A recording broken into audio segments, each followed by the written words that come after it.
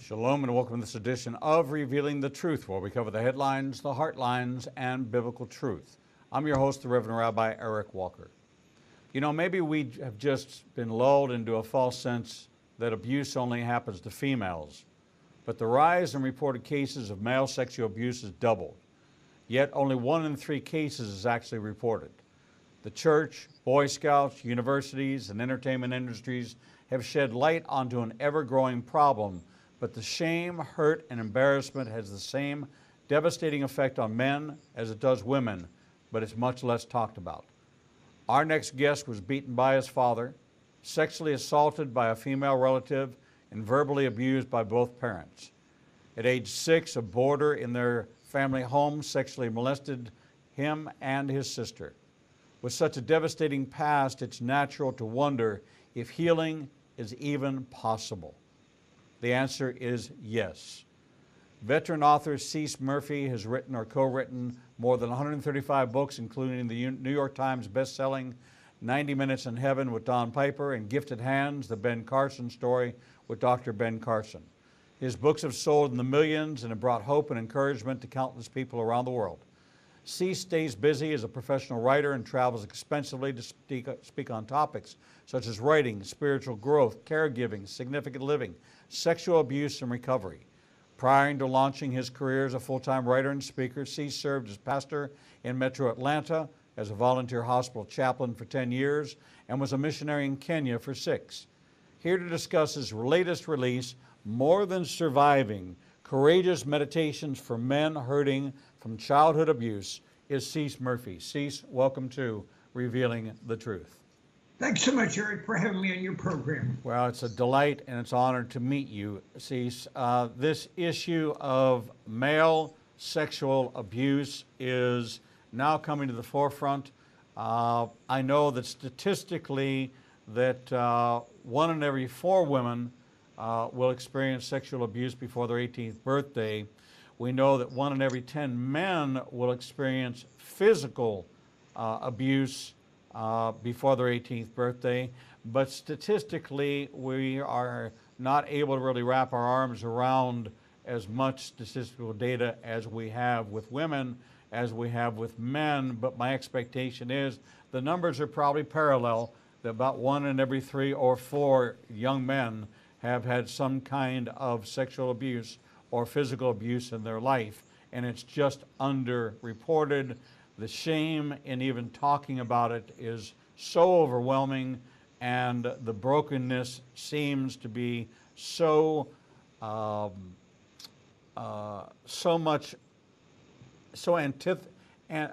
antithetical to a man being able to admit that he has gone through such a trial. Your success in navigating this and your stories have a very strong foundation of faith, and that the survivors need to grieve for a lost childhood, talk about it, but they also need the component of faith. You've dedicated the early part of your career to full-time ministry. Where did you first, in this horrendous childhood environment, come to an understanding of a loving Father, not on earth, but a loving Father in heaven? I didn't deal with my abuse till I was 51 years old, which is very typical, by the way. Just let me add something to what you've already said. I think you're right that about as many men as women were sexually assaulted. And we also, Linda, have to say, but men don't talk about it as readily as women do. And there are some very strong cultural reasons for that. But what we're beginning to learn is that many men don't face their abusive childhood until they're in their late 30s to early 50s, which is exactly where I was. And I have a blog, and I get this all the time. So I'm sorry, go back to your question. Well, faith is such an important part of your life, and was such an important part of your early life. How could you come out of such an abusive environment and believe in a loving God that would allow you to go through such horror? You know, my answer is I serve a loving graceful God. And somehow we get the idea that if we're Christians, that we're not supposed to have any problems because Jesus is there and everything's just wonderful. And yet, look at the Bible. There's no place where it promises that's what will happen. That we'll have all these wonderful times. People quote the promises of Jeremiah when the restoration of Israel, or to Joshua when he takes over. But when you really look at Scripture, think of Psalm 23. Yea, though I walk through the valley of death. Look at the story of Job all through. The point I want to make is this, that God never promises to set us apart from those. God does promise to be with us when we go through.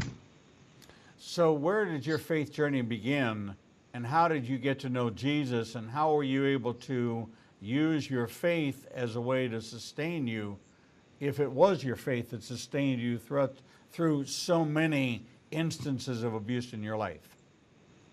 Well, I didn't become a believer until I was 21 years of age. Long story, but I became a Christian when I was in the military, in the Navy, and I hadn't gotten in touch with my abuse.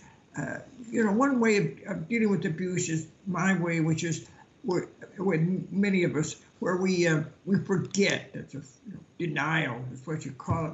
And I never had any memories of my childhood abuse until I was 51. Now, I used to hear people talk about their childhood, and I think, oh, they didn't really remember that. They just heard from somebody else. But I'm a runner, and one morning I was running, and I usually ran like 6 miles a day. That day I ran 13. And for the first time in 40 years, I started crying.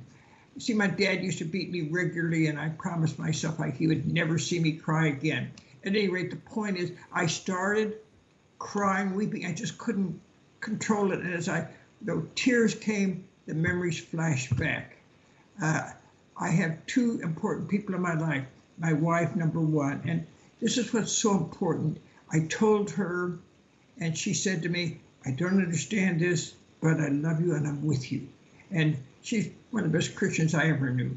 And the other was my best friend. When I started talking to him, he had never suffered any kind of abuse, but he just grabbed me and hugged me and held me and he said, cry. And those two people gave me permission. In fact, for probably the next year, every afternoon, my wife and I would have tea together, and she'd ask me what new things I was understanding, what was happening. So she was with me every step of the journey. Where did you first meet Jesus? You said in the Navy. Yeah, it's kind of a crazy story, but I found Jesus Christ through reading the New Testament. I really wasn't looking for anything. I was trying to find an answer to a question, and I got to Romans. I started in Matthew, got to Romans 10:20, where it says, Paul's quoting Isaiah, and he says, I was found of those who sought not for me. And just as I read that, something hit me about that. I read like 3 or 4 times. Finally, I said, wait a minute, I wasn't looking for God, but I believed this. Now what do I do? And what I did is I thought, well, I better start going to church. That's what people do. And so I started visiting churches and finally found a church that welcomed service people. And that's where I met my wife, and that's the beginning of my faith story. But, once I came to the faith, I just got this deep, deep hunger for God. And one thing I learned very early through my church and through my wife was every day to spend time with God. Every day. In prayer and in Bible reading. See, for us to understand the magnitude of what you went through, kind of take us on a journey of sexual, physical, verbal abuse, what you felt was the worst of that when you look in retrospect, which is the hardest to heal from, the hardest to reconcile, and how you were able to process all of this. It's a big, big question. First of all, I don't know how to distinguish which is worse, sexual or physical or verbal abuse. I think the answer is however it affects you the most. all three of those affected me very, very deeply. I think in the long run, probably the physical abuse had more to do with it than anything. I came from a family where I never once felt loved, wanted in that family, which makes me typical of men who were assaulted in childhood. They all worked together, and it was a miserable childhood. But as the memories started coming back, the one thing I knew as a Christian is that Jesus Christ is a healer. And I didn't know how this was going to come out, but I remember saying to my wife once, I don't know who I'm going to be when this is all over, but as long as you're with me, we'll make it. And that was all and she said, yes, of course. And she was right with me. I think it was the realization that Jesus Christ is the Lord, and he's the supreme God. I even to this day, don't understand why me. And even if I knew 25 reasons why God let this happen to me, it doesn't make any difference. What I'm grateful for is God's grace. Cecil, in your book, you not only talk about yourself, but you talk with other survivors. You interviewed other men who had gone through similar but different situations. What was it that you found were common manifestations of a person who had been physically, sexually, or verbally abused, and what we should be looking for in loved ones that might be an indication that they may have had that, at least that we could open up a dialogue or some sign of a cry for help?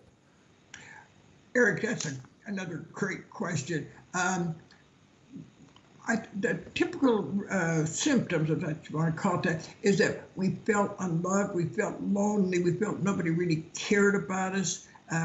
We were starved for attention, and most of us had no sense of well-being. We thought we were worthless because that's what we were taught, or they would tell us things like, you're worthless. And it was just terrible need that was so prevalent, so obvious, and so when anybody showed us attention, we just gravitated toward them. The old man that was my abuser, and he'd call me special and give me treats and put me on his lap and tell me how wonderful I was. And nobody ever said words like that before. And this is very typical of these men. The main thing is we have no sense of self-worth.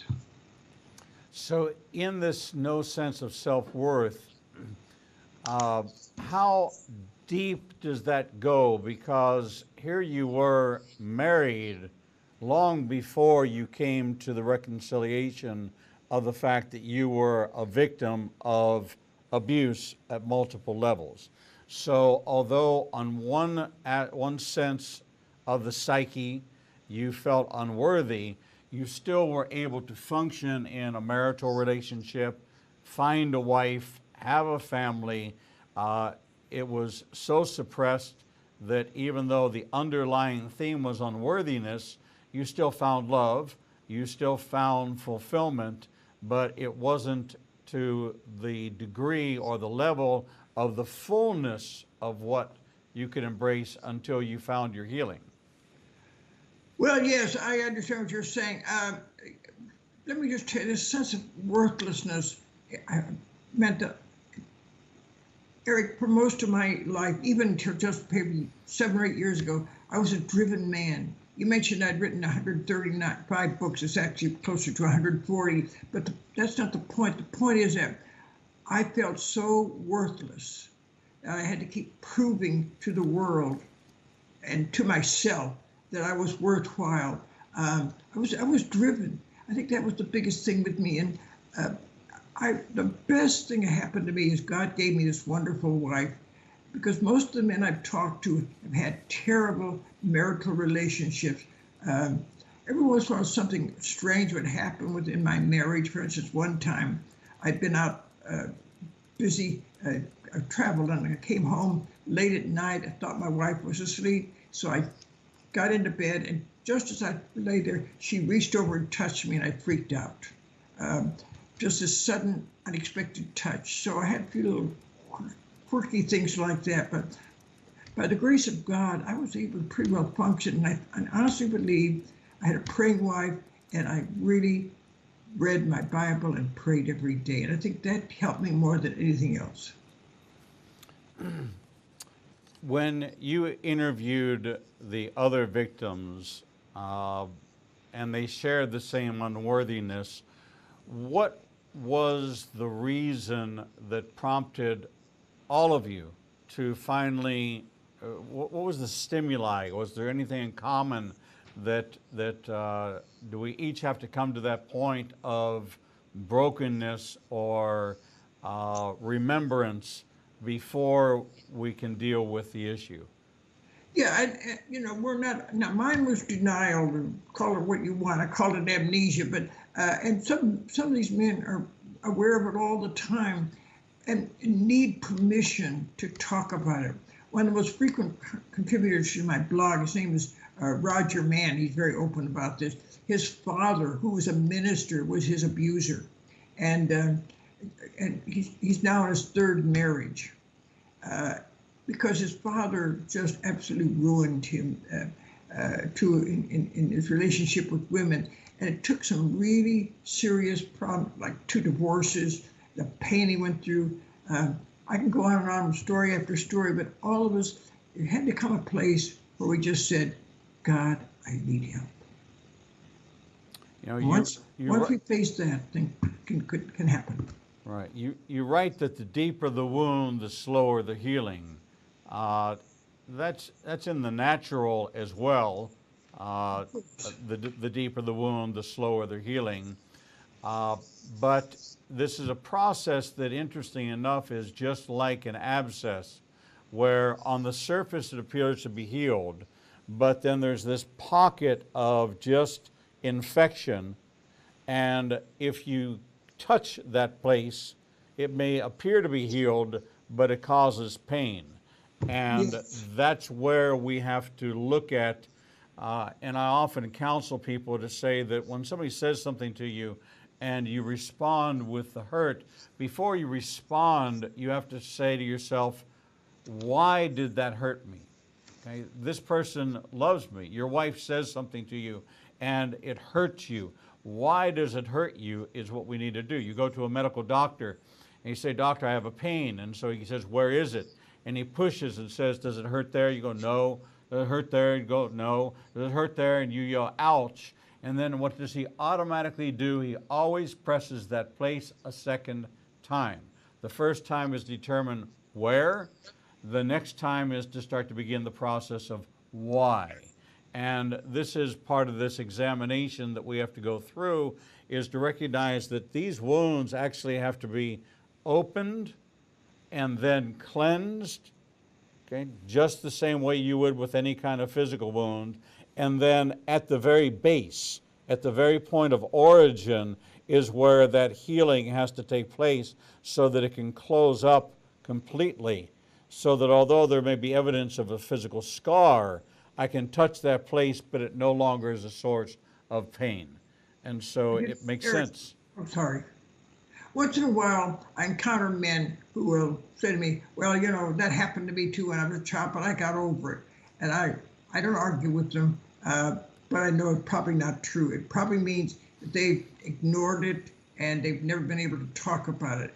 I think one of the greatest joys I have is to encounter other men who finally said, I'm finally able to deal with it. One of the biggest things in our culture, especially among Christians, is this fear of being gay or being perceived as gay or weak or effeminate. And so that keeps us from really opening up.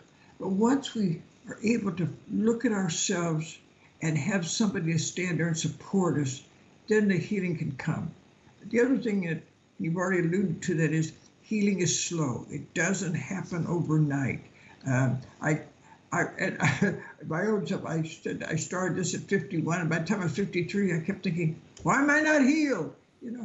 Well, because the, the trauma of childhood just kept sticking out, coming out in all kinds of different places, and I had to deal with it a number of different ways.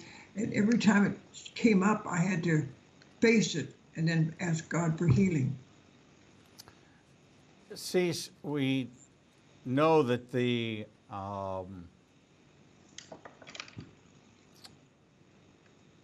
with the Me Too movement, that there are a lot of women who are coming out and talking about the institutionalized sexual abuse of the entertainment industry. We're looking at the Catholic Church and the institutionalized sexual abuse of that institution. We looked at Penn State University and the institutionalized or accepted or covered up sexual abuse there.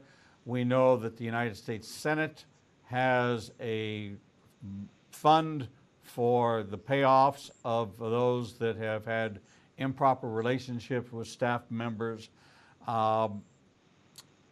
This is something that has become now, I guess the way you said in our opening, that the Me Too movement now made it acceptable and permissible for us to talk about it. Was there any part of your journey, you addressed this at 51, so were any of the abusers in your life anyone that you were able to confront or have contact with and actually discuss, or is this a necessary part or expectation of the healing process?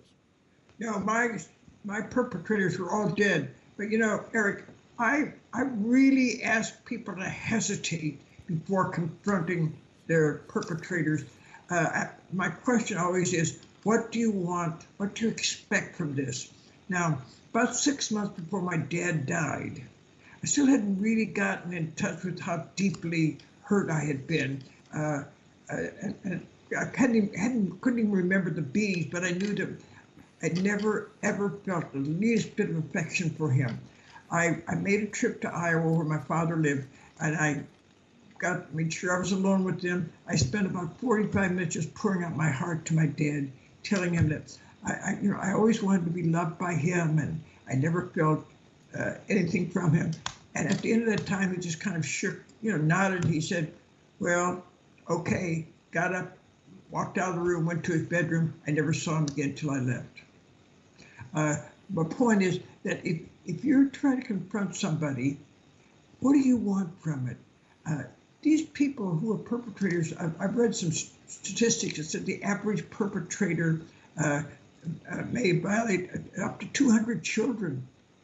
So if I go and say, you sexually assaulted me or beat me, it's always like either who did it or I didn't do that, or you must be mistaken, or sometimes they'll say, well, yeah, but you just kept begging it, clinging to me, so I finally gave in to satisfy you. So it's always projecting the guilt on the survivor. It's no wonder that men who have been victims of sexual abuse they manifest problems in their sexuality, in depth of relationship, continuity of relationship, and this is sometimes symptomatic of it. In my own life, I had a very heavy-handed father, strong Eastern European, wound up leaving home at 14 to go off to boarding school, and that was 53 years ago, and never returned home. But yet I was asked to preach his funeral. And as I searched for words to speak of my father, I could speak of his work ethic. I could speak of his commitment to being a provider. I could speak to many things, but I could not speak to the loving relationship or the compassion aspects of my father. So knowing when my mother asked me to preach the message, I said, I can only honor his memory with the truth, and there's areas that I will not address. But I made the choice at that time that it's my life. And I'm never too old to have a happy childhood. And therefore, I will find one thing in my experience with my father that when people ask me about my dad, I can relay one story, which is an endearing story, and that is the only story that I ever tell. And the response is, oh, that must have been wonderful. And my answer is, yes, it was. So, you know, you take a look at the Rembrandts and the Monets, we don't ever see their mistakes. We don't ever see their discards. We only see their masterpieces. When we look at the album on your photo album on your table, it's not a picture of when your child broke your grandmother's vase. It's not a picture of the first time that they were spanked. It's only a highlight reel of the best of the best. And that's how we have to hold on to the good and release the bad. And I was given that opportunity in the pulpit to do that. And that was a challenge for me because I could only flash back to the memories of the broken hairbrush and how the Fuller Brush Man was at my front door every Monday, knowing that there was a hairbrush that would need to be replaced because the handle of the old one had been broken, and that was over my backside. And so I'm not talking about what in the 50s that was standard punishment. Okay, was it extreme? Was it borderline? I don't know, and honestly don't care. I know that I've had a gentle hand with my child, and it did not manifest itself in me in that regards, but it did in broken relationships and in failed marriages.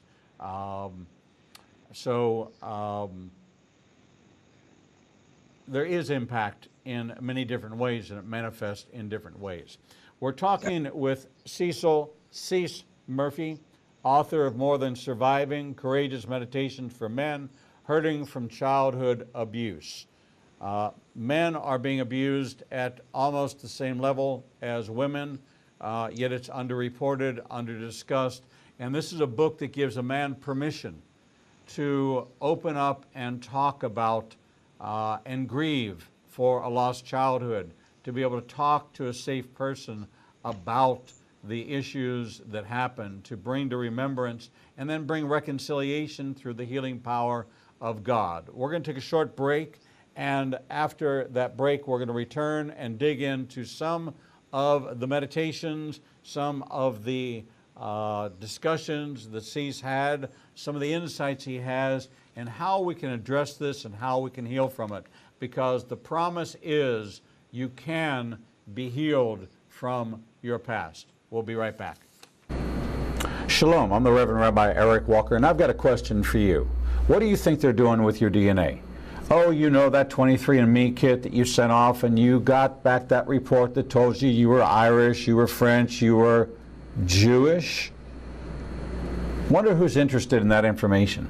It's not like you've sent it off to a database with millions of other people and they can steal your identity, and who would really be interested in that information other than you? Well, maybe your friends and family, but there's one, yes, one who is so interested in your DNA that it would be something that would make you afraid. And that is Satan himself. Why would Satan be interested in your DNA? Because there is a Y chromosome marker that determines whether or not you are in the line of Aaron. That's right, the biblical line of Aaron the priest. That's because if the priesthood comes back and the high priest takes his role as the head of the Sanhedrin, they will be the ones to call for the return of Jesus. Well, what can they do with your DNA? Well, there are 40-plus countries weaponizing DNA today. And imagine if Satan could weaponize your DNA and use that Y chromosome marker to take out the line of the high priest, then Jesus doesn't come back. That is the plot behind the best-selling book, The Codex, now out in second edition, on Kindle, $2.99, also available in paperback. This is a biblical thriller beyond comparison that's going to take you on an incredible journey to understand what they could do with your DNA. I also want to encourage you to visit our website, ignitinganation.com, and click on special offers. There you're going to find the yellow cover of this book, The 7 Laws of Abundant Living, Lessons Learned from the Tree of Life. We're going to take you on a journey in the Garden of Eden to the seed, the ground, all the way out to the fruit. that reveals things of the natural that God is trying to reveal supernatural truths. Contained within these pages are 7 laws and 7 lessons within each law. They're going to take you on an incredible journey of understanding about the life you live and the fruit you bear. I want to encourage you to click on that yellow cover. We're going to ask for your email. Now, we won't send you spam because spam is not kosher, but we will send you the first chapter of this book. I want to encourage you to get 7 Laws of Abundant Living, Lessons Learned from the Tree of Life. You can get it on Amazon. You can get it on Barnes & Noble. You can get it Books A Million, wherever great Christian books are sold. Take this journey with me to the Tree of Life in the Garden of Eden and to the Tree of Life we see again at the River of Life. Get your copy today. Shalom and welcome back to this edition of Revealing the Truth, where we cover the headlines, the heartlines, and biblical truth.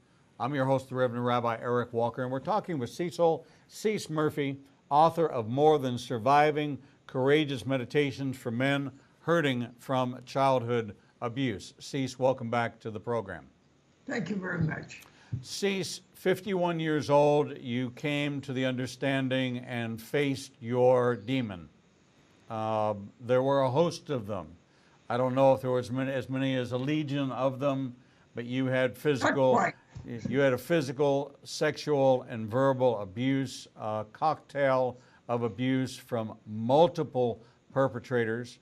And you had a wife who, at that point, you'd been married some 20 plus years when you came to this realization that it all surfaced and overflowed. This river of emotion overflowed, and then you had to begin sorting out the recollection and the memory. What impact did that have on her? And did she have any indication during the course of those 20 plus years of marriage that there was something going on with you? She just never knew what it was. Yes, she did. And so did I, by the way. Even though I didn't have the memories, every once in a while, I would just, something traumatic would happen, and I would numb out, which is typical of us. Let me give you one example. We were involved in a head-on collision, and my wife was not expected to live through the night. And God healed her, and she walked out of the hospital 4 days later. But I was standing they let me stay in the ER all night because they didn't expect her to survive the night. As I was standing there, I felt nothing. I was totally numb. And I thought, what in the world is wrong with me? Here's the person I loved most in my life, and I can't feel anything. And that happened a couple of times. So that's part of what I was doing. I knew there was something wrong with me. I just didn't know what it was. And my wife and I were pretty open about most things, but she suspected there was something there. She didn't know what it was. But once I began to reveal it, she said, oh yeah, that fits. What was so wonderful is that by the grace of God, she stuck with me when I got kind of numbing out the experience. I never badly treated her, but I think what I needed from her most is just exactly what she gave me. She was the first person in my life, Eric, that I ever felt gave me unconditional love. You know, I'm a pastor, I've been a teacher and all that, and always I felt people liked me because I did nice things for them. I was a good boy. And in our family, my 3 brothers were alcoholics, and but I was a good boy. In fact, at a very young age, I became my mother's comforter. She was kind of hysterical, and I was the one that had always calm her down and take care of her. So I always felt people liked me because I did nice things. And I often wondered, if I didn't do them, would they still like me? I asked Shirley that question once, and Shirley said, honey, that's who you are. Because you are that kind of person, you do the good things. You're not doing it because you want to get affection. And she admitted that probably some of that was true, but by nature, God just gave me a kind, loving nature, who I am. But I felt so awful after I got in touch with my abuse, what my wife had to endure. And I remember so many times saying to her, thank you for putting up with me. And she was always so gracious and so accepting. Never once did she ever accuse me or denigrate anything I did. And I think I would have been very blessed. Most wives probably struggle a lot more than Shirley did. Cece, you bring up an interesting point. Those that are abused, do they often become abusers, or is there any correlation between that? I know that when I got married, I did not want to have children, very deliberately, because I felt that there was nothing genetically from my father or character from my father that I wanted to pass on to a child. It wasn't any genetic disorder. It was just I did not want to be put in a position where the natural inclination is we, like Jesus said, I only do what I saw my father do. I only say what I heard my father say. Was I going to be the kind of father that responded the way my father responded to me, which was with anger and with condemnation and recrimination, and so I really didn't have a desire to have children. That was a certain part of brokenness in me. Ultimately, it wound up at 38 years old adopting a baby due to circumstance, and she's 29 now, and I was not the father to her that my father was to me, so I was not able, I didn't pass that cycle. Sorry, our wives, our spouses, they suffer. Sometimes they don't understand, and how can they if they don't know what's going on? I think it takes a very strong Christian woman to stand with her man, even though she doesn't know what's going on. And I can only say it's only the grace of God that kept her there. And as we grew together after I faced my abuse, she was always so open to hear me, and each time I would say to her, please forgive me, and she said, oh honey, of course I do.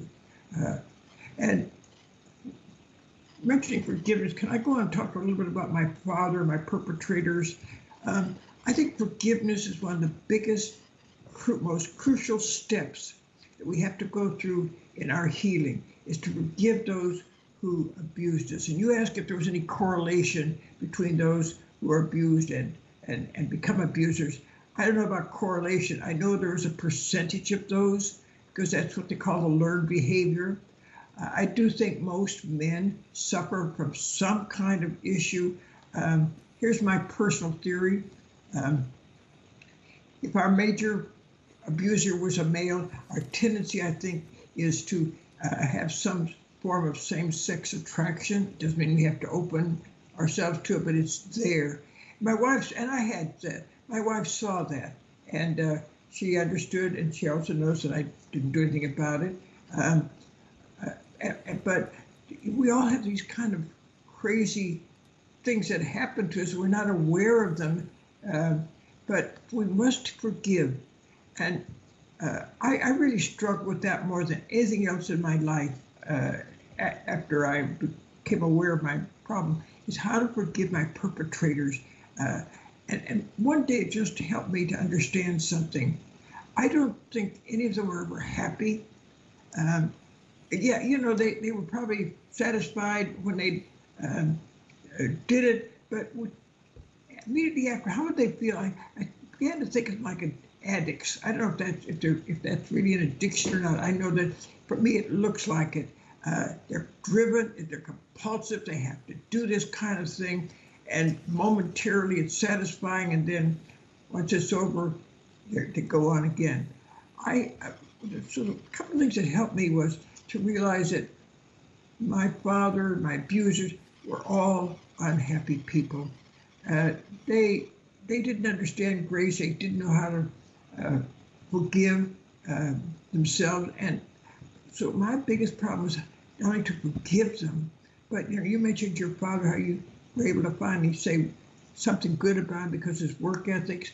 I could say that about my dad. My dad was a functional alcoholic, never missed a day of work, rarely missed a weekend of getting drunk.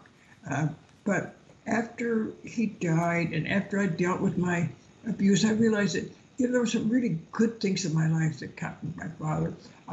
My work ethic, and my father, one thing always he preached to me more and more, almost every day, it seemed, was a man's word is his bond.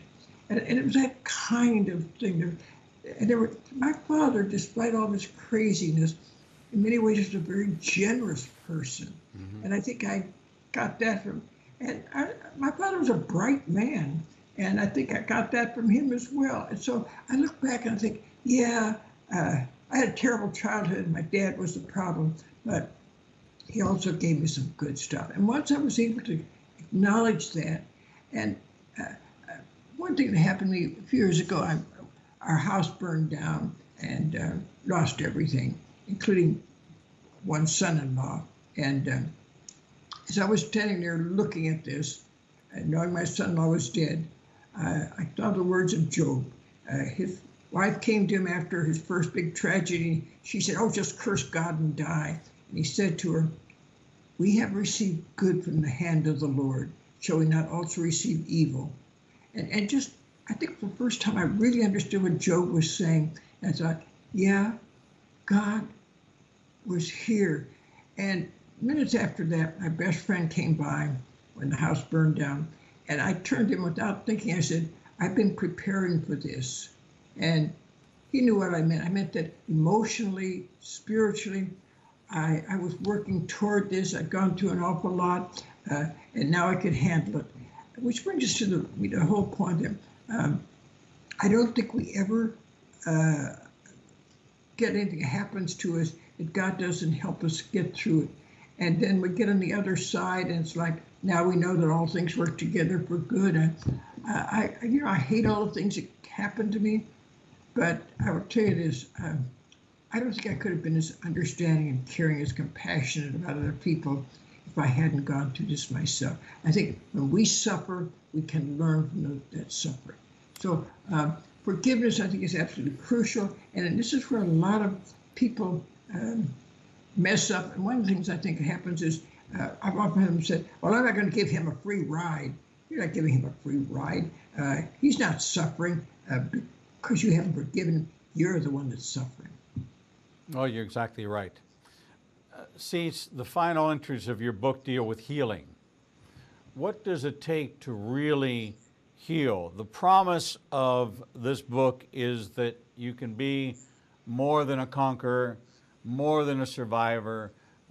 You can be victorious in the Lord regardless of the circumstances, and you can be healed. Jesus came to bind up the brokenhearted and set the captives free, that God's healing power is greater than man's hurting power. And there is a process, and each one of the stories that are told in here, including your own, talk about a process to healing. And it is a process, and that process is something that I'd like you to help us understand what the process to healing is, because would you describe yourself as a recovering or a recovered abuse victim? I'd say recovering. I'm almost there. Yeah, and